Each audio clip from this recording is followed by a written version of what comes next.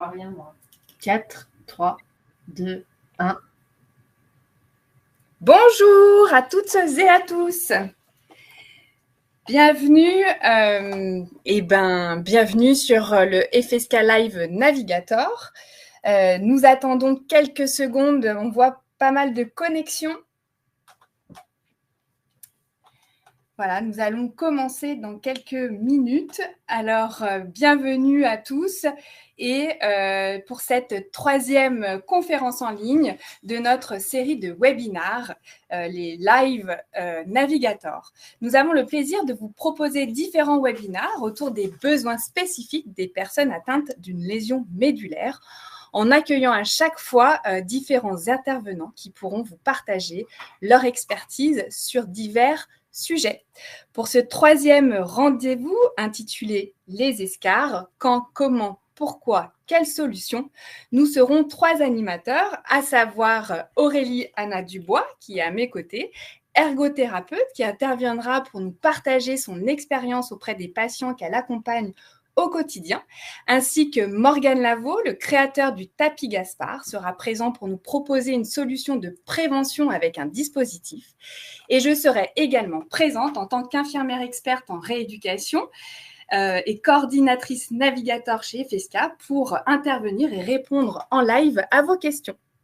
Donc, merci à tous de prendre cette heure avec nous. Nous répondrons à vos questions en direct, alors n'hésitez pas. Donc, avant de commencer, je souhaite vous rappeler quelques règles pour le bon déroulement de cette conférence. Voilà, donc vous avez une salle où vous voyez au centre de la présentation, sur le côté gauche, les miniatures caméras des intervenants et à l'écran à droite, le chat. N'hésitez pas à vous exprimer ici et à poser vos questions, même si c'est pendant la présentation, nous prendrons le temps pour y répondre. Si vous êtes là aujourd'hui, c'est que vous bénéficiez de nos services FSK ou que vous souhaitez en savoir plus sur notre accompagnement. Et d'ailleurs, qui sommes-nous exactement ?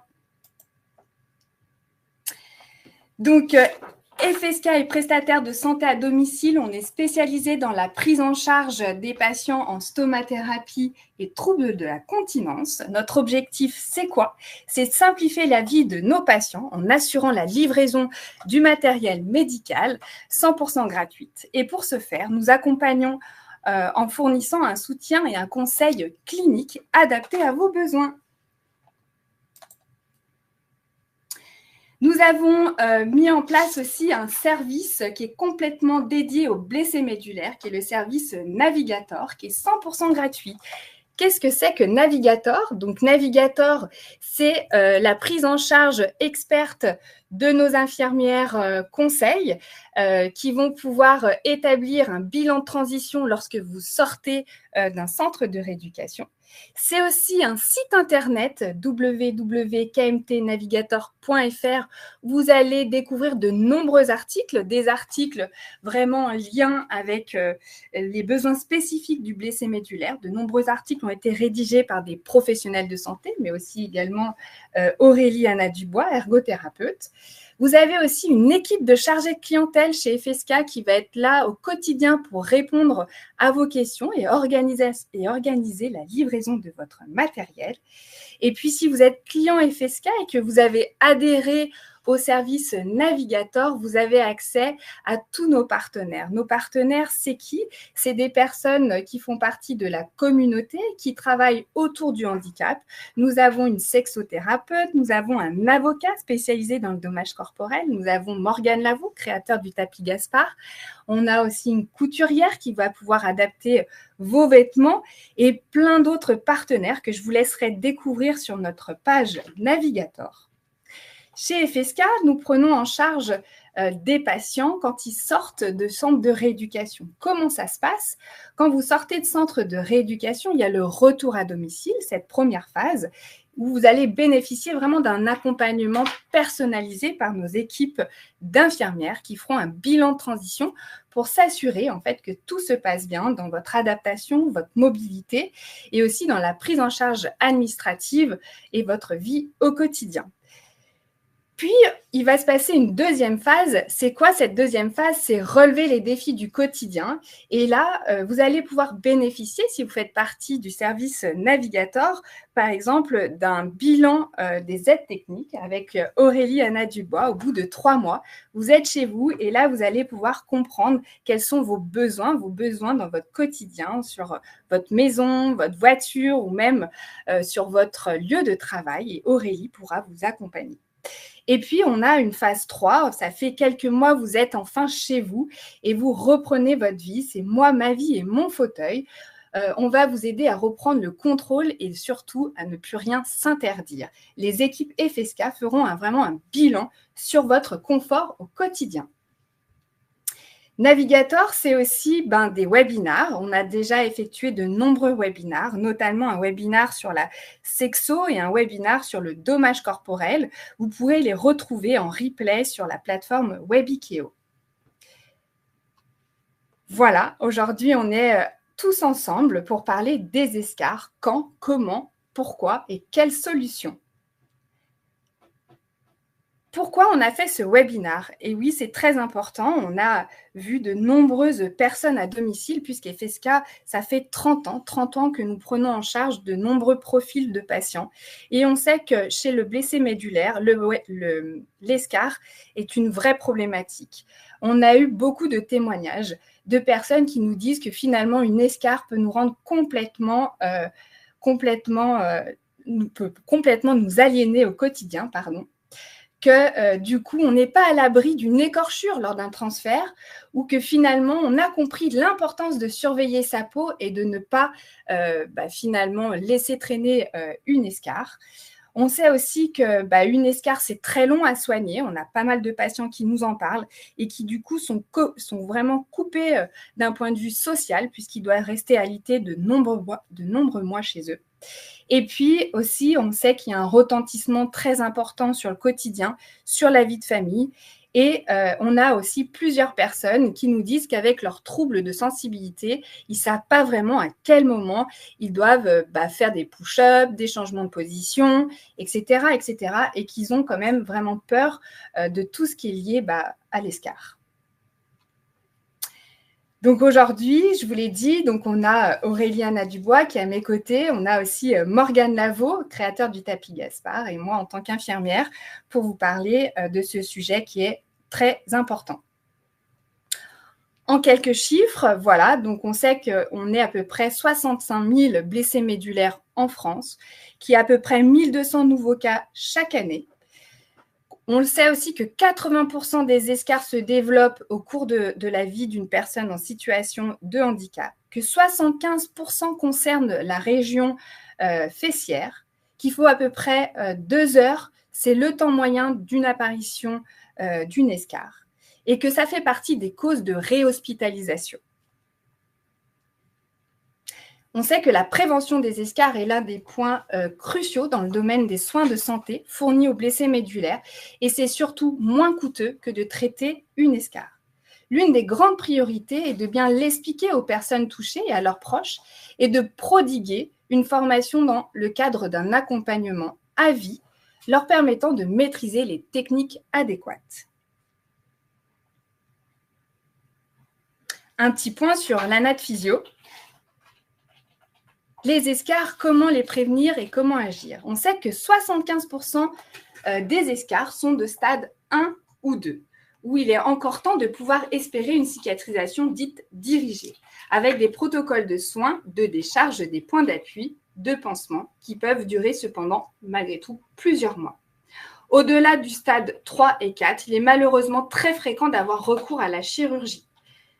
Dite chirurgie de lambeaux musculo-cutanés ou après avoir nettoyé la plaie. Elle va être recouverte par un prélèvement de votre peau et de muqueuse sur un site proche de l'escarre. Alors, pour un petit peu dynamiser le webinaire et peut-être changer des différents supports que les patients ont vus en centre de rééducation, parce qu'on sait que c'est une thématique qui ne sera pas nouvelle à aborder, on a décidé un petit peu d'utiliser, du coup, je ne sais pas si certains connaissent le quiz Sauve ma peau, Donc, c'est un quiz qui a été développé par l'ARS, donc l'Agence régionale de santé d'Île-de-France, en 2020. Donc, c'est un quiz qui est disponible et téléchargeable gratuitement sur téléphone ou sur ordinateur, sur Android et sur iOS en environnement informatique, et qui a pour but de sensibiliser le personnel soignant à la thématique des escarres et aussi de pouvoir permettre pour les patients de tester leurs connaissances en lien avec cette thématique. Donc, pour le webinaire d'aujourd'hui, on a décidé de se positionner sur la version patient et vous avez 4 grandes thématiques que vous voyez en bas de la slide: alimentation, conduite à tenir, ma position et l'état de ma peau. Sur lesquelles on a choisi aujourd'hui 6 questions qu'on voudrait partager avec vous pour qu'ensemble, on puisse tester nos connaissances. Il n'y a pas de mauvaise réponse. Le but, c'est vraiment de partager ensemble et d'apprendre des choses. Donc, la première question, où du coup, Marianne va vous lancer un sondage en ligne qui devrait s'apparaître à droite de votre écran, normalement. Donc, la première question, et on vous invite à pouvoir y répondre. Lors d'un changement de position, mon soignant repère une rougeur sur mon sacrum. Que devrait-il faire? Réponse 1, effectuer un massage. Réponse 2, faire une pression du doigt pour mesurer la gravité de la rougeur. Réponse 3, activer la microcirculation de la peau avec un choc thermique à l'aide de glaçons et d'un sèche-cheveux. Réponse 4, réaliser la décharge de cet appui. Et réponse 5, appeler les pompiers. Vous avez plusieurs choix possibles. On vous laisse le temps de répondre et normalement, d'ici quelques secondes, vous verrez la réponse de l'ensemble des participants et on verra ensemble les bonnes réponses.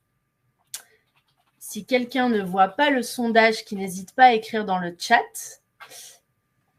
Mais normalement, tout devrait être bon. Donc, il n'y a que la première question à répondre. Apparemment, il y a 3 questions qui sont parties en même temps, mais on les verra par la suite. Donc, vous pouvez ne répondre qu'à la première. Ou... On va attendre quelques secondes que normalement les résultats s'affichent. C'est les aléas du direct.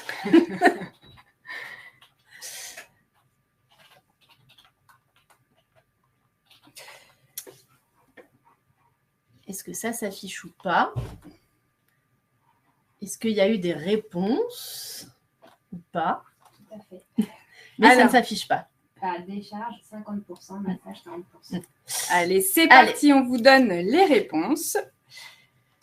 Donc, la bonne réponse, c'est quoi? C'est faire une pression du doigt pour mesurer la gravité de la rougeur et réaliser la décharge de cet appui. Donc, bravo, vous avez eu pour la plupart des bonnes réponses. Aurélie va nous expliquer un peu tout ça.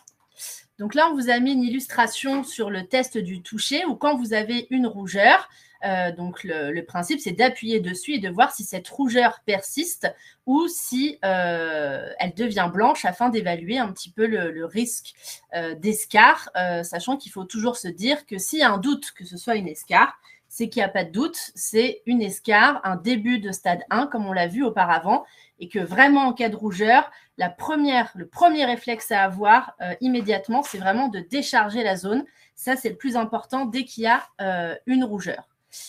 Et que plus on réagit vite et plus on évite la chirurgie. On a vu que dans les derniers stades de l'escarre, malheureusement, souvent les patients sont contraints d'avoir recours à une chirurgie.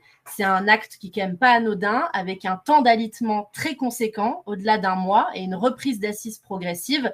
Et l'idée, c'est vraiment, on sait que ça sera très difficile d'éviter une rougeur, mais plus tôt on la prend dès le stade 1, plus vite on peut agir dessus, et moins de chances on passe par la case chirurgie, et que vraiment, il ne faut jamais, jamais négliger une plaie, quelle qu'elle soit, même de petite taille, pour guérir au plus vite. Quand et où? Donc, les escarres sont des lésions plus ou moins profondes de la peau qui apparaissent sur des zones insensibles par une compression prolongée, un cisaillement ou un frottement. Elles peuvent se former dans un laps de temps relativement court et entraîner une nécrose et éventuellement une infection. Toutes les zones de pression peuvent être concernées. Quelles sont ces zones? On a le sacrum, on a les ischions, on a l'occiput et puis les talons. Et sur le schéma n'est pas représenté toutes les épines dorsales le long de la colonne vertébrale, mais il est vrai que notamment en position assise, beaucoup de patients au niveau de la zone d'appui avec le dossier du fauteuil roulant ont un surappui qui peut créer dans certains cas ce qu'on appelle une bursite. Donc une bursite, c'est une lésion qui se crée à l'intérieur, qui ne s'ouvre pas à l'extérieur, donc qui n'est pas forcément visible, mais qu'on peut détecter par soit un gonflement ou une petite boursouflure, et qui, lors d'un micro-choc ou micro-traumatisme, peut s'ouvrir et laisser place à un escarre très profond. Donc, il faut aussi être vigilant à ces bursites qui ne sont pas ouvertes d'extérieur, mais qui peuvent après s'ouvrir très rapidement. Et notamment, on voit très souvent ça sur les épines de la colonne vertébrale qui ne sont pas localisées sur le schéma, mais qui sont tout aussi importants. Exactement, et évitez, si vous présentez une bursite, d'aller voir votre médecin traitant qui va peut-être vouloir avoir une action dessus. Allez voir toujours des spécialistes, allez voir votre médecin MPR pour pouvoir montrer ces bursites et faire le point avec un spécialiste. C'est très important. Alors, un deuxième quiz qui du coup a déjà dû être envoyé. Donc, ça sera la question 2. Donc la question 2, que faire si j'ai des escarres au niveau du siège, donc que ce soit au niveau des ischions et du sacrum? En réponse 1, vous avez mettre des pansements, ils seront les acteurs majeurs de la guérison. Réponse 2, je dois éviter la position assise. Réponse 3, un matelas dynamique à air suffit. Et réponse 4, une décharge de mon siège de la région fessière par un positionnement couché-allongé devrait être effectué. Donc, de la même façon, vous pouvez répondre plusieurs réponses. Donc, je ne sais pas si la majeure partie d'entre vous ont déjà répondu. Si, une grande partie, Aurélie, a répondu, puisque, en fait, les sondages ont tous été envoyés. Donc, du coup, on a déjà plusieurs personnes qui ont répondu. Notamment 25% des personnes ont répondu mettre des pansements, 50% ont évité la position assise et 25% un matelas dynamique à air suffit. On va du coup répondre à cette question. Suspense. Donc, les bonnes réponses, c'était donc je dois éviter au maximum la position assise et je dois, dans la mesure du possible, décharger donc la zone des fesses par un positionnement allongé. Alors, c'est sûr, on sait que les pansements sont un des facteurs qui permettent la guérison, mais qui, à eux seuls, ne suffisent absolument pas à guérir l'escarre. Et encore une fois, c'est vraiment de décharger la zone qui est la principale action. Quand on a des escarres aux ischions, l'alitement est vraiment recommandé. Quand c'est le cas d'un escarre au sacrum, il faut éviter l'alitement sur le dos. Donc, soit vous mettre sur le ventre, ce qui peut être quand même difficilement tolérable pour certains patients, ou allongé sur le côté, mais qui peut aussi, encore une fois, pour des raisons respiratoires ou douleurs d'épaule, être mal toléré. Donc, vous pouvez, avec un escarre au sacrum, vous asseoir, mais vraiment être sûr que vous soyez bien installé au fauteuil, pas rétroversé, donc c'est-à-dire pas de glisser dans votre fauteuil et de ne pas avoir le bas de votre sacrum qui soit en contact avec votre dossier. Donc ça, c'est des réglages et une vérification que vous pouvez faire avec des professionnels. Mais c'est vrai que dans le cas d'escarres aux ischions, malheureusement, l'alitement sera quasiment toujours recommandé. Et le matelas à air ne suffit pas. C'est vraiment aussi de changer de position qui permet aussi de guérir l'escarre et de décharger. Alors, une autre question pendant qu'on est lancé sur les sondages auxquels vous avez déjà répondu. Donc, on passe rapidement la question et on va peut-être voir directement ensemble les réponses. Donc, la question, c'était « Je suis à risque d'escarre et je viens de terminer mon petit déjeuner dans mon lit. À quoi dois-je faire attention ?» Donc, quelles ont été les réponses ? Donc, c'est très bien, 50% ont répondu à ma réinstallation. Effectivement, c'est très important de vérifier qu'on est bien réinstallé et notamment vérifier les plis du drap, mais aussi du pantalon, des vêtements que l'on porte, parce qu'on sait que les plis peuvent amener des risques d'escarre importants. Et il faut aussi vérifier qu'il n'y ait pas des miettes dans le lit. Aurélie nous a expliqué tout à l'heure qu'elle a eu un patient qui a mangé des pistaches. Et oui. Et il s'est réveillé avec toutes les coquilles de pistache dans son lit. Donc, mes collègues infirmières à l'époque avaient retrouvé de nombreuses rougeurs sur toute sa colonne vertébrale dues à ces coquilles de pistache, n'ayant aucune sensibilité, il ne l'avait pas senti. Donc, peut-être que les miettes paraissent anecdotiques vu que vous avez été seulement 17% à répondre. Mais voilà, tout objet, si petit soit-il, peut créer dans le lit des rougeurs avec notamment un temps durant le sommeil qui est assez conséquent. Tout à fait. Et on va passer sur le comment. Donc les facteurs de risque, alors bien sûr il y en a plein, mais on a essayé de cibler parce que 1 heure c'est court pour parler de l'escar. Donc l'immobilité, la diminution de sensibilité, bien sûr, sont des facteurs de risque majeurs d'apparition d'escar. Les antécédents d'escar, la sudation et la macération. Et on va dire l'ambiance humide de façon générale, que ce soit quand on sort de la douche, quand on sort de la piscine, ou malheureusement aussi tout ce qui a trait aux fuites urinaires ou de sel, la perte ou la prise de poids, la négligence de l'autosurveillance qui doit être quotidienne, la déshydratation, la durée des déplacements et le temps d'assise, les transferts mal réalisés. C'est vrai que ça, c'est aussi une des causes principales d'escar chez des patients qui, malheureusement, soit n'ont pas les capacités physiques de bien réaliser leurs transferts, ou qui, dans une période où des fois, avec un petit état grippal, par exemple, on peut plus facilement rater un transfert et faire moins attention. Quand on est pressé. Quand on est pressé. Et puis, ce qu'on parle un peu moins, c'est tout ce qui est brûlure, donc soit les brûlures au chaud, avec par exemple l'eau chaude à la douche qu'on ne sent pas au niveau des membres inférieurs, le radiateur qu'on a souvent, la tasse de café entre les cuisses, l'ordinateur sur les genoux, les bouillottes qu'on met à même la peau, et puis les packs de froid, certaines fois pour des raisons de tendinite ou autres, qui à même la peau peuvent aussi créer des escars. Et enfin, tout ce qui est lié au matériel inadapté, mais qu'on va revoir plus en détail tout de suite, avec notamment un nouveau sondage. Donc, normalement, vous n'avez pas eu cette question. Donc, Marianne va le lancer. Donc, la question est, je suis paraplégique et au fauteuil roulant, mon poids a-t-il un impact sur le risque d'escar? Réponse 1, en maigrissant, je risque d'augmenter mon risque d'escar. Réponse 2, oui, et je dois me faire accompagner par un ou une diététicienne. Réponse 3, cela n'a pas d'influence sur le risque d'escar. Et enfin, réponse 4, je diminue mon risque d'escar en ayant moins de poids. Donc, on vous laisse le temps de répondre parce que cette fois-ci, vous ne l'avez pas eu longtemps affiché. Comme toujours, on peut répondre plusieurs réponses.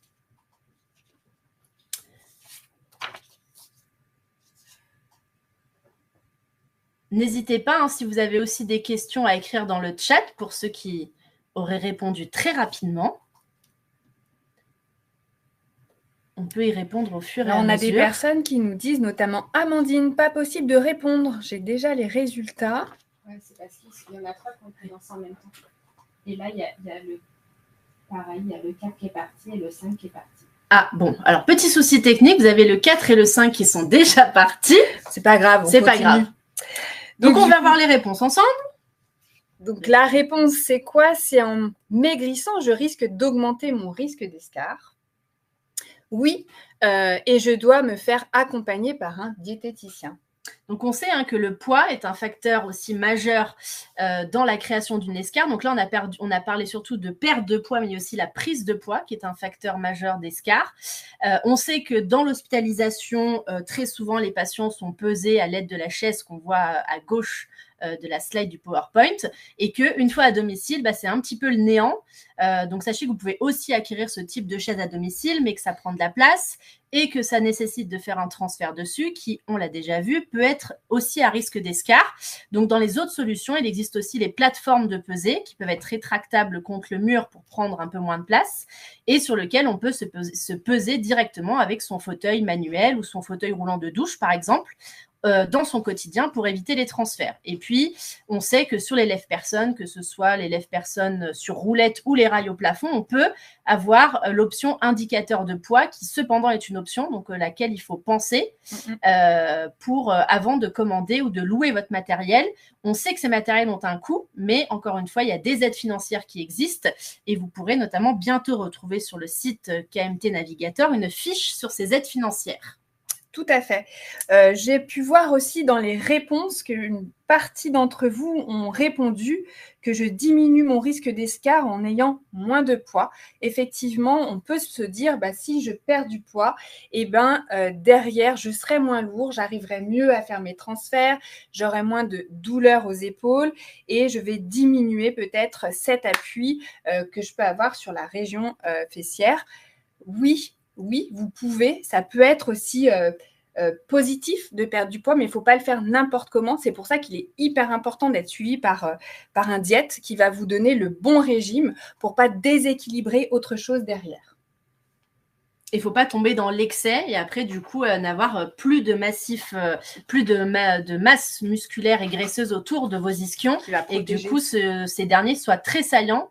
Et du coup, voilà, on sait que la graisse protège les massifs osseux. Donc, perdre du poids, oui, mais pas de façon extrême, on va dire. On continue sur la prévention.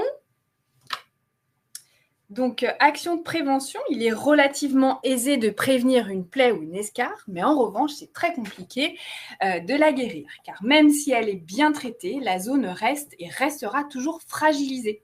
Il est donc très, très important, il est essentiel d'avoir une attitude préventive dans les activités sportives comme dans les activités du quotidien. Et donc, après le poids, si on s'intéresse plutôt au matériel, donc dans les recommandations de prévention, il est hyper important de faire attention à tous ces supports d'assises. Donc là, on en a cité quelques-uns, mais ils ne sont pas du tout exhaustifs. Donc, vos supports d'assises quotidiens, c'est quoi? C'est le fauteuil de douche, c'est votre coussin de fauteuil roulant, qu'il soit manuel ou électrique. Et on sait qu'il y a différents supports de prévention, que ce soit des coussins en gel ou en mousse. Et ces deux supports sont thermosensibles, donc c'est-à-dire qu'au froid, ils durcissent et au chaud, ils se ramollissent. Donc, il faut faire attention dans des températures extrêmes. Et on sait aussi que les coussins à air, donc c'est un des supports de prévention très haut de gamme, mais qui nécessite un réglage très précis et qui peut, on a vu beaucoup de fois chez des patients fumeurs être crevés, ou ce à quoi on pense un peu moins, mais avec les chats, donc plusieurs chats à domicile qui ont fait leurs griffes sur le coussin à air et qui du coup forcément entraînent une crevaison et une fuite. En tout cas, sachez que aussi, là, on n'a pas le temps de détailler tout ce qui a trait à l'entretien du coussin, même si c'est une valeur fondamentale, mais une fiche aussi est disponible sur le site KMT Navigator sur comment entretenir bien votre support. Et d'ailleurs, j'en profite pour dire que voilà, on a par abus de langage, par habitude de dire un coussin anti-escarre. Et du coup, c'est vrai qu'un coussin, à lui seul, en tout cas, ne permet pas une prévention des escarres. Et vraiment, la chose la plus importante, c'est de changer régulièrement ses points d'appui. Ça, c'est vraiment le maître mot. Mais on devrait parler plutôt de coussin à prévention d'escarre. Mais peut-être que, voilà, par abus de langage, on peut tous dire un coussin anti-escarre, mais ça ne sera jamais le cas. C'est vraiment changer ses points d'appui le plus important et de trouver ensemble avec votre professionnel de santé un coussin qui soit adapté à votre prévention cutanée et adapté à votre quotidien, donc pour que vous puissiez dans toutes vos activités de vie quotidienne pouvoir avoir une prévention. Et si on ne devrait citer qu'un exemple qui peut-être est tabou et peut-être auquel on ne pense pas, mais pour avoir eu plusieurs fois le cas, des patients qui, lors d'une relation sexuelle sur leur fauteuil, du coup, le coussin, il n'avait pas été réfléchi pour supporter le poids de 2 personnes, par exemple. Et du coup, j'ai eu plusieurs fois le cas, on a dû réfléchir à un coussin qui permette dans n'importe quelle activité, le repas, le sport, la sexualité, par exemple, de pouvoir conserver une prévention optimale. Et donc, c'est pour ça aussi qu'il y aura un deuxième webinaire Navigator en 2024 sur notamment la sexualité. Donc, ça nous permet de faire un petit encart. Et évidemment, il est toujours recommandé de garder son coussin sous ses fesses, que ce soit dans votre fauteuil, mais dans l'avion, dans le train, dans le bus, etc. D'éviter au maximum de s'asseoir sur des surfaces dures, sans protection. Et on l'a déjà dit, mais on le répète, c'est plus important de changer très régulièrement vos points d'appui. Et donc, on a une nouvelle petite question, donc qui est déjà partie, normalement, la question 5, ou pas. C'est comment prévenir le risque d'escarre lorsque je suis installée dans un fauteuil roulant. 1. J'incline le dossier pour être plus confortable. Je vérifie mes cale-pieds, il faut qu'ils ne soient pas trop haut ni trop bas. Je vérifie que mon cale-pied ne soit pas trop bas, pardon. Je bascule, fais basculer l'assise pour stabiliser la position et j'ai glissé et je suis de travers, je n'alerte pas. Donc, du coup, normalement, vous avez déjà répondu. Donc, on va voir ensemble les réponses. Est-ce que vous avez répondu? Donc, dans 43%, vous avez répondu inclinaison du dossier. J'en connais une qui va vous dire la suite. Les cale-pieds dans 14% et bascule de l'assise dans 43%. Alors, Aurélie, merci de nous expliquer. Alors, on va mettre des petits schémas pour que ce soit un peu plus visible. Donc, effectivement, on aurait tendance à vouloir, par facilité, vouloir incliner que le dossier. Donc, c'est l'image qu'on voit tout à gauche. Et on sait que quand on bascule que le dossier sans basculer l'assise, bah, ça crée un petit peu un effet toboggan et un effet de glissement et ce qu'on appelle de cisaillement. Et du coup, on a vu que le cisaillement, ça fait partie des mécanismes qui créent une escarre, tout comme le choc ou le frottement. Et que basculer l'assise du fauteuil, il y a des études qui ont montré que ça augmentait de 25% les forces de cisaillement et que dans l'idéal, il est préférable d'incliner plutôt l'assise que d'incliner le dossier, que ce soit au fauteuil manuel, au fauteuil électrique ou au fauteuil confort, voire quand on a la chance d'avoir un fauteuil électrique multiposition, de pouvoir aussi ne pas hésiter à utiliser cette position allongée. On a aussi beaucoup parlé du coup dans les réponses des cale-pieds. Donc effectivement, c'est important d'avoir un réglage optimal de la hauteur de votre cale-pied. Effectivement, s'il est trop haut, ça va mettre un surappui sur vos ischions et s'il est trop bas, bah, ça va majorer l'effet de glissement comme on a vu avec l'inclinaison du dossier. Donc il faut penser à un réglage optimal de la hauteur du cale-pied pour maximiser l'appui sous les cuisses et diminuer l'appui sous les ischions. Mais ça, on en reparlera aussi tout à l'heure certainement avec Morgane. Et du coup, il faut être vigilant aussi si vous changez de coussin pour une raison X ou Y, si ce n'est pas la même hauteur de coussin, qu'elle soit plus basse ou plus haute, eh ben, il faut en conséquence aussi régler vos cale-pieds. Et on l'a dit plusieurs fois, il est recommandé du coup de changer régulièrement ses positions. On a dû très souvent vous parler de faire des push-ups, donc c'est le fait de soulever ses fesses à la force des bras. Merci Claire. Mais malheureusement, certains patients n'ont pas les capacités physiques de réaliser des push-ups et on sait que les push-ups aussi peuvent à long terme sursolliciter vos épaules et qu'il y a d'autres techniques qui sont tout aussi efficaces pour décharger vos points d'appui, notamment ici, je vous ai mis une étude qui a montré que le fait de se pencher vers l'avant ou sur les côtés déchargeait de 70% les pressions au niveau du coup de votre région fessière. Et donc, ça peut être une mobilité simple, sans douleur, pour vous permettre de décharger au fauteuil régulièrement vos points d'appui et vous permettre du coup de rester assis potentiellement plus longtemps. On voit aussi chez certains patients, beaucoup de patients, notamment paraplégiques, qui se mettent en deux roues contre un mur. Et donc ça, c'est une position qui peut notamment vous soulager en termes de fatigue, mais aussi créer une bascule d'assise pour soulager vos massifs osseux et vos ischions. Donc, il ne faut pas hésiter. On voit souvent ça quand les patients sont en salle d'attente, se mettre en deux roues contre un mur. À la maison, pareil, vous pouvez le faire pour décharger régulièrement vos points d'appui. Alors, une autre question qui sera du coup la dernière. Donc, je ne sais pas si le sondage est parti. Oui, est en train de partir. Donc, la question 6, c'est la dernière ensemble à laquelle on va répondre. Quels sont les avantages et inconvénients d'un matelas dynamique à air? La réponse 1, je n'ai plus besoin de faire de changement de position. La réponse 2, il faut que j'évite les surépaisseurs entre ma peau et la housse du matelas. Réponse 3, je change ou demande à faire changer de position au moins toutes les 4 heures. Et réponse 4, le compresseur fait trop de bruit la nuit, je le débranche pour pouvoir dormir. Je ne dois pas aider. Vous pouvez demander à un ami ou un 50-50. On attend les réponses de tout le monde. Et ça sera la dernière question du sondage. Mais n'hésitez pas, encore une fois, à vous connecter à cette application. Il y a plein d'autres questions disponibles pour tester vos connaissances. Mais aujourd'hui, on n'en a sélectionné que 6. Ça y est, ça y est. Alors, les résultats ont été publiés. Alors, Donc, on va voir ensemble les réponses. Donc, 5% d'entre vous ont répondu « Plus besoin de faire le changement de position ». 47% d'entre vous ont répondu « Éviter les surépaisseurs ». Et ça, c'est très bien. 35% changer de position au moins toutes les 4 heures, c'est la réponse la plus importante. Et débrancher le compresseur pour pouvoir dormir dans 12% des cas. Bravo. Donc non, effectivement, on ne débranche pas le compresseur, sinon du coup le matelas air se dégonfle.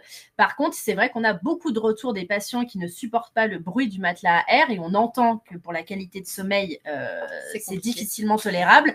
En tout cas, sachez que des fois, le fait de juste poser le moteur au sol et pas contre le lit médicalisé, ça peut diminuer le bruit. Les vibrations. Voilà, ça diminue le bruit et les vibrations. Mais bien sûr, on ne débranche pas le matelas à air, même si ça peut être tentant pour diminuer le bruit. Et les surépaisseurs, c'est écrit ici pour le matelas, mais c'est la même réflexion pour le coussin.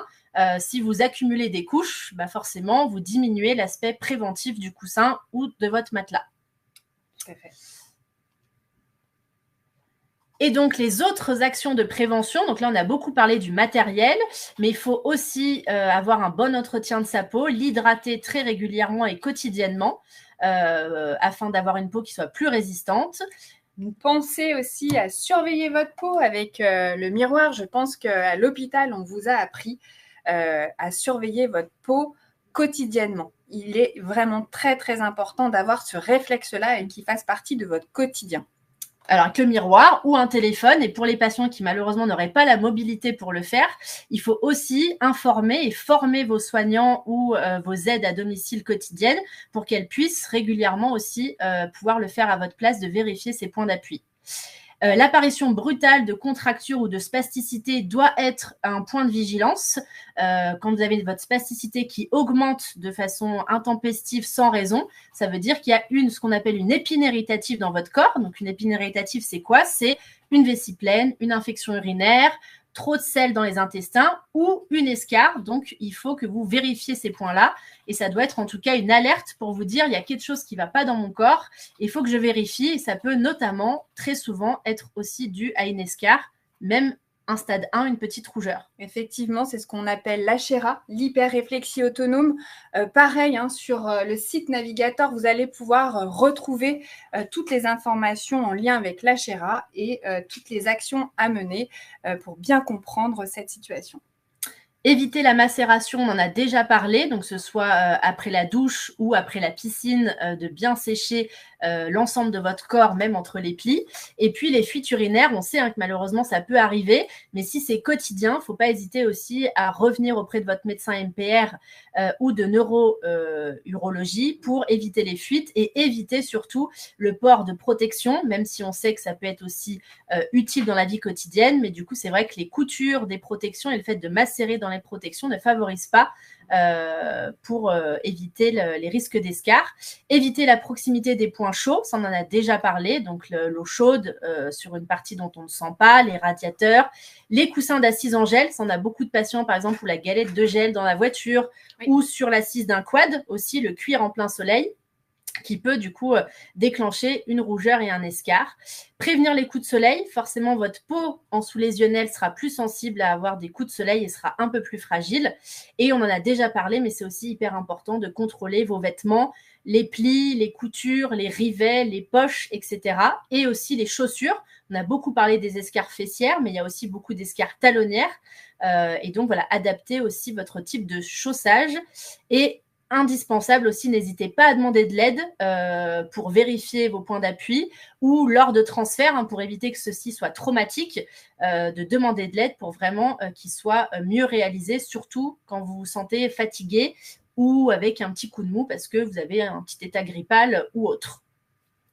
Et parmi toutes les solutions qu'on a déjà dites, on peut aussi rajouter celle de Morgane. Donc, on te laisse la parole, Morgane.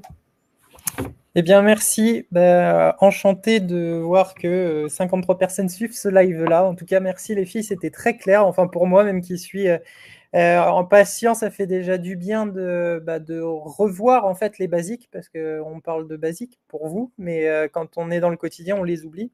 Et en fait, moi, je vais parler un petit peu de mon histoire et de la création de ce que j'ai fait. Donc moi, j'ai 10 ans de tétraplégie aujourd'hui en fauteuil. Et à la base, j'ai créé un dispositif puisque, comme beaucoup de personnes, je suis passé dans un centre de rééducation où j'ai été très bien accueilli. J'ai été très bien formé à toute la prévention en fait que vous venez de décrire. Et surtout, à un moment, j'ai rencontré donc le fauteuil roulant et on m'a positionné sur une nappe de pression me permettant à mon ergothérapeute, ma kiné, mon médecin d'objectiver le choix et mon positionnement en fauteuil. Ce moment-là a été pour moi une belle rencontre parce que j'ai vu que pour une fois, il y avait quelque chose de connecté dans ce monde passif de la prévention. La seule problématique, c'est que quand j'ai voulu m'acheter cette nappe de pression pour l'emmener avec moi chez moi, déjà, elle n'était pas dimensionnée pour. Il y a 10 ans, il n'y avait pas forcément toute la connectivité qu'il peut y avoir maintenant.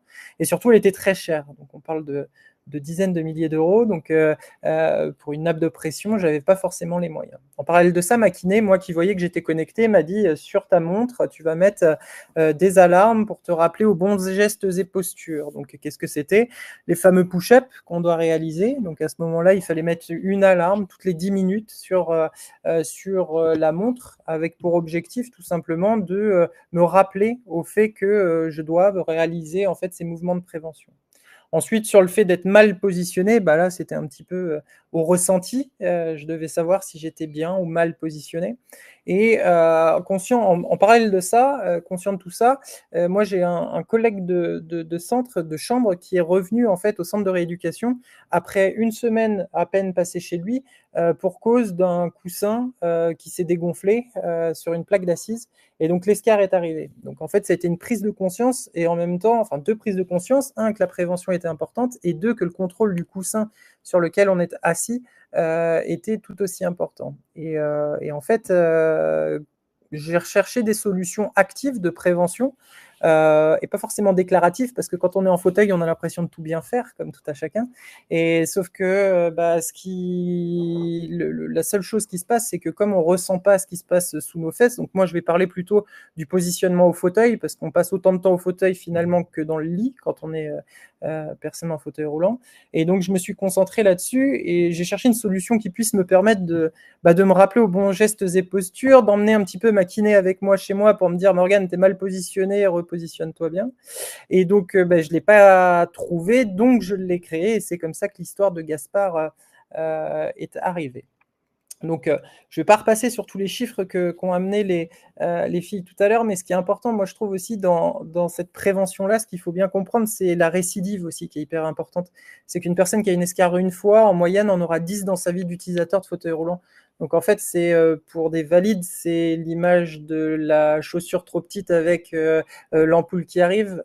C'est la même chose quand on se projette en fauteuil, sauf que quand on est assis au fauteuil, la seule solution qu'on ait de plus avoir de problématiques de peau, c'est comme tu l'as dit Aurélie et Anna, c'est de t'allonger, les fesses en l'air, et donc tu passes 6 mois les fesses en l'air, donc c'est pour moi quelque chose qui ne doit pas arriver, parce qu'au-delà du soin qui est apporté, c'est une exclusion sociale et qui fait qu'en fait on retourne de là où on vient, et en général quand on a vécu 1 an et demi ou 2 ans en centre de rééducation, on n'a pas forcément envie d'y retourner. Donc, moi, par rapport à ça, j'ai essayé de créer une solution qui vient dans le complément d'une éducation thérapeutique, qui vient dans le complément de tout ce que viennent de dire les filles, et donc qui vient aussi en complément d'un matériel bien réglé, d'un matériel de bonne qualité et d'un matériel contrôlé. Comment ça se passe en fait, Gaspard? C'est un produit qui est divisé en 2 parties.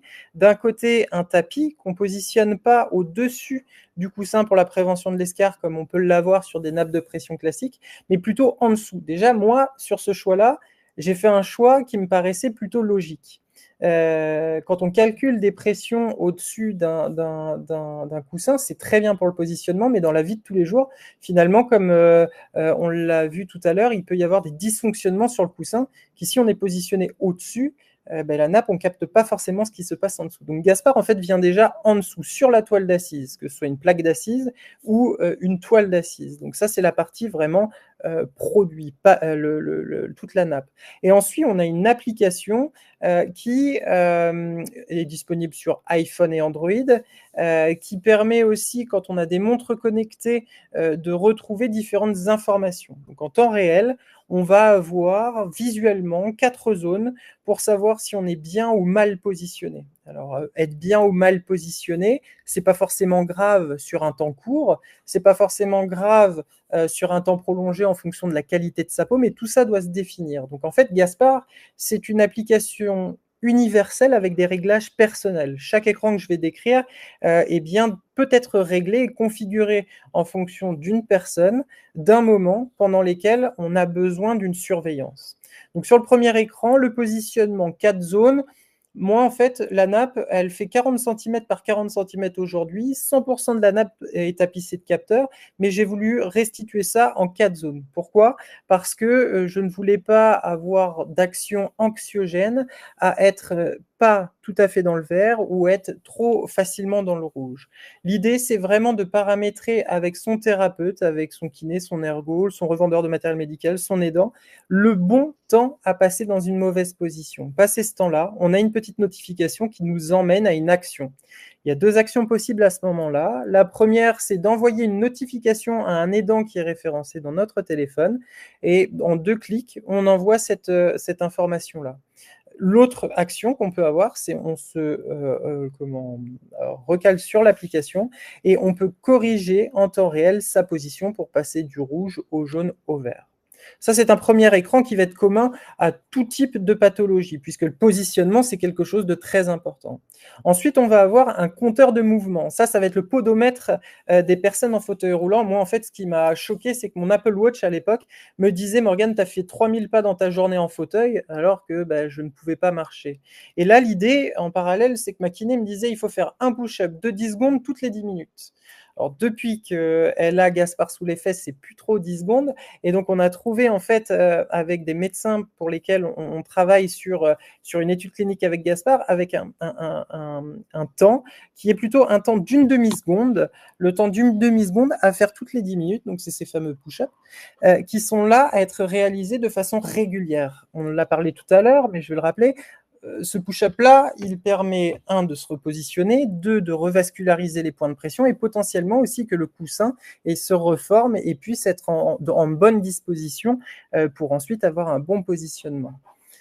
Cet écran-là peut être activé, désactivé pour des personnes qui seraient tétraplégiques complètes, par exemple aujourd'hui, et qui ne pourraient pas réaliser les mouvements de push-up. Donc ça, c'est directement dans l'inscription. On peut avoir le fait de cocher, décocher cette fonctionnalité-là. Autre point important, c'est le temps passé au fauteuil. Alors, vous allez dire, certainement, finalement, je passe la journée dans mon fauteuil. Alors oui, c'est vrai, mais une journée en fonction d'un moment de déplacement, d'un moment de fatigue ou de vie différent, en fait, eh bien, il va changer. Les temps ne sont pas forcément les mêmes. Donc, on peut avoir un rétrocontrôle comme ça pour s'informer sur le temps passé au fauteuil. Et si, malheureusement, on a une escarre, on va pouvoir confier à Gaspard un temps maximum à passer au fauteuil. Donc, soit en période, soit en totalité dans une journée. Et à ce moment-là, quand Gaspard détecte que ça fait trop de temps que vous êtes en fauteuil par rapport au temps que vous avez enregistré, eh bien, vous avez une petite notification. Ces notifications-là, elles ont pour objectif d'emmener une certaine prise en compte de la problématique dans son moment. Ces notifications peuvent être activées ou désactivées. Elles sont sonores visuelles. Elles permettent de faire vibrer aussi soit le téléphone, soit la montre connectée de l'utilisateur qui en est équipé. Et si on ne veut pas du tout ces notifications-là, mais qu'on veut avoir un rétrocontrôle sur son positionnement, à partir du moment où on positionne Gaspard et qu'il est paramétré, tout l'historique et statistique est enregistré sur le long terme. L'intérêt en fait de ce dispositif-là, c'est d'avoir une information sur ce qu'il se passe sous nos fesses pour éviter d'avoir des problématiques de peau. Tout ça ne fait pas toute la prévention de l'escarre. L'idée, c'est d'aller en complément vraiment de tout ce que les filles ont présenté jusqu'à tout à l'heure. Au-delà des fonctionnalités, Gaspard a besoin d'être crédibilisé et c'est pour ça que depuis janvier cette année, on a lancé une étude multicentrique autour de Gaspard, donc avec un centre coordinateur qui est le centre de Nantes. On travaille avec Carpap, Garches, l'Arche et Propar à Montpellier. L'objectif en fait de cette étude est de prouver l'efficacité d'un tel dispositif comme le nôtre dans la prévention des risques qui sont liés au positionnement des personnes en fauteuil roulant. À terme, on espère avec ce dispositif-là permettre d'éviter un maximum de problématiques liées au positionnement, au mauvais positionnement, à la mauvaise activité des personnes en fauteuil roulant.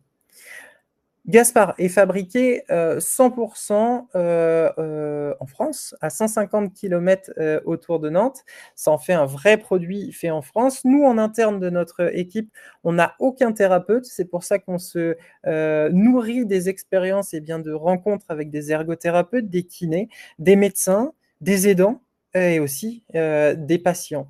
Donc, on a, grâce à notre équipe, la possibilité de modifier l'ensemble du dispositif pour en faire un dispositif adapté. Et en ce sens, à partir du premier trimestre de l'année prochaine, on va sortir une évolution de l'application qui va nous permettre de retrouver plus d'informations grâce à Gaspard. Gaspard a un coût, comme tout dispositif. Ce coût est de 495 € TTC. Je parlais tout à l'heure des nappes de pression pour lesquelles on a l'habitude de faire du positionnement. On est plutôt dans les 8 à 10 000 €.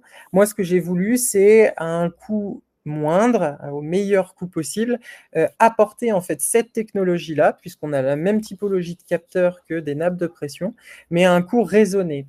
495 € TTC qui peuvent être prises en charge à hauteur de 75% dans le cadre de la PCH technique et le reste à charge peut être pris en compte dans le cadre de l'aide technique à la compensation du handicap proposée par l'AGFIP et ça pour des personnes qui seraient en situation de travail. L'objectif de cette présentation pour moi, c'était de vous faire découvrir un dispositif parmi d'autres qui permettent la prévention au fauteuil des personnes équipées, d'un téléphone, mais surtout d'un fauteuil qui est bien réglé parce que on va pouvoir se dire ce qu'on veut à partir du moment où le fauteuil est déréglé, une toile d'assise détendue, un dossier d'assise détendu. Il n'y a pas besoin d'avoir Gaspard pour faire de la prévention dès le départ. Retendez déjà ces parties-là, regonflez vos pneus, faites un bon réglage, et je ne suis pas ergothérapeute, donc je ne vais pas donner de réglage prédéfini, mais avant toute chose, il y a des éléments sur les éléments roulants à avoir en prédisposition avant de positionner un tel dispositif. Voilà, mon intervention sur Gaspard se termine. Je vais pouvoir répondre à des questions s'il y en a et laisser la main aux filles si vous avez des choses à rajouter. Merci beaucoup Morgane. Donc Morgane est partenaire Navigator. Donc vous pouvez aussi vous connecter avec Morgane sur la plateforme Navigator et il se déplace dans toute la France, dans les centres de rééducation pour promouvoir son papy Gaspard. Donc merci Morgane. Nous allons conclure. Donc Aurélie va nous faire une petite slide pour conclure sur les escars. Et on sera parfaitement dans les temps. Donc, on l'a vu, hein, l'escar, j'aimais bien cette phrase, est une histoire de temps. On l'a vu, une escar apparaît très rapidement, donc en moyenne 2 heures, mais ça peut être beaucoup moins que 2 heures pour certaines personnes. Que la prévention doit être constante et toute la vie. On entend très souvent des patients dire « je n'ai jamais eu d'escar, donc je suis à l'abri de tout ». Eh bien non, la peau vieillit comme tout à chacun, étant blessé médulaire ou pas. Et donc, on peut, après des années sans escar, avec le vieillissement, malheureusement, voir l'apparition des escars. Et on sait que cette prévention, elle est chronophage. Elle est, pour reprendre les mots qu'on entend tout le temps au quotidien avec Claire, chiante. Mais elle est importante parce que derrière, s'il y a une escar, eh ben, la guérison est d'autant plus longue avec des mois et des mois potentiellement d'alitement, voire des années, des chirurgies qui du coup vont fragiliser d'autant plus votre peau. et qu'on l'a vu, hein, du coup, tous les piliers pour limiter l'apparition de ces escarres, c'est lié à vous, avec les facteurs intrinsèques et puis vos mécanismes de prévention.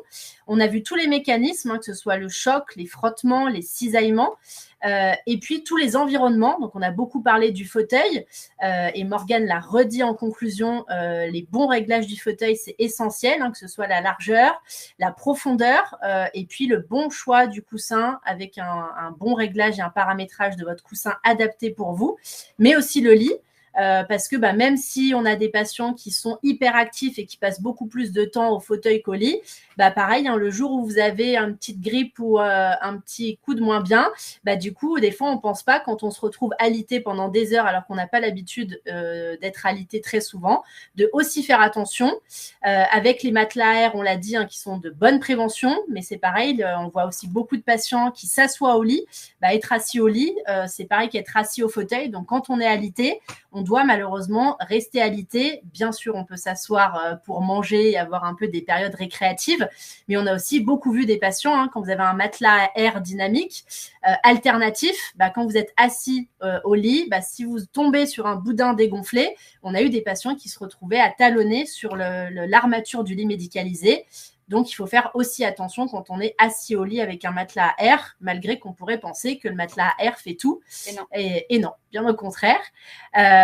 Et puis, les aidants, on en a beaucoup parlé, mais peut-être pas assez. Voilà, faut pas hésiter à se faire accompagner régulièrement pour vous aider. Et puis, dès qu'il y a l'apparition d'une escarre, surtout faire appel à l'aide à un médecin MPR qui vous suit, à une infirmière qui pourra suivre votre plaie, la mesurer, et puis mettre en place un protocole de pansement adapté. Voilà, c'est pas n'importe quel pansement pour suivre une escarre, et d'autant plus quand on est blessé médulaire.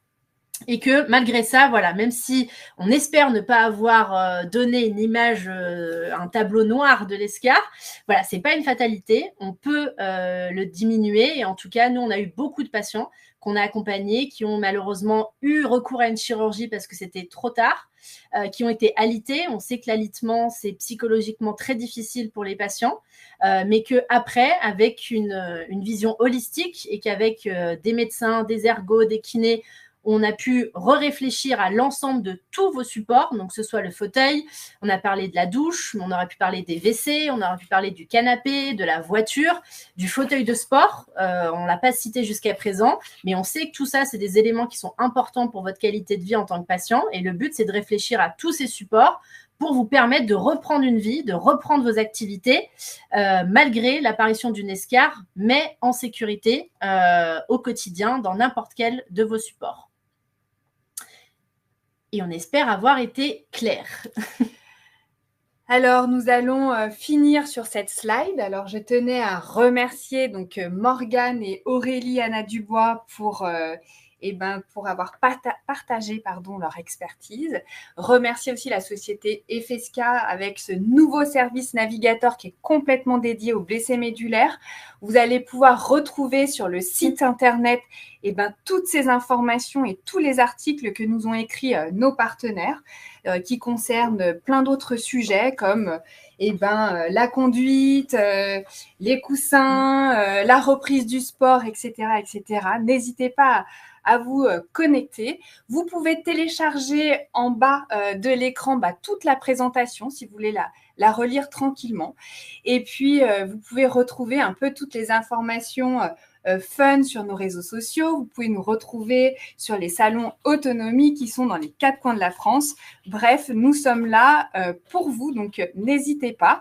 Je vous souhaite à tous une excellente soirée et merci Hervé de nous remercier pour la qualité de cette intervention. Ça nous fait toujours plaisir de pouvoir partager avec vous tous toutes ces informations qui sont juste nécessaires pour pouvoir relever les défis du quotidien.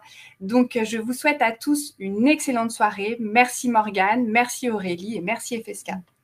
Merci à tous. On ne sait pas, il reste 2 minutes s'il y a des questions, mais je ne crois pas qu'il y ait de questions dans le chat. Mais s'il y a des dernières questions de dernière minute. Mais sinon, encore une fois, merci. Et une très belle soirée. aussi. Voilà. Vous pouvez aller sur la plateforme Webikeo pour voir les premiers webinaires que l'on a fait sur la sexualité et sur l'importance et l'enjeu du dommage corporel qui a été animé par Auréliana Dubois et notre avocat Théo Damidian, spécialisé dans le dommage corporel. Voilà, je vous souhaite à tous une excellente soirée. Je vous dis à bientôt. Rendez-vous en 2024 pour de nombreux webinaires. Et passez de bonnes fêtes en avance. Et oui, bonne fête de fin d'année.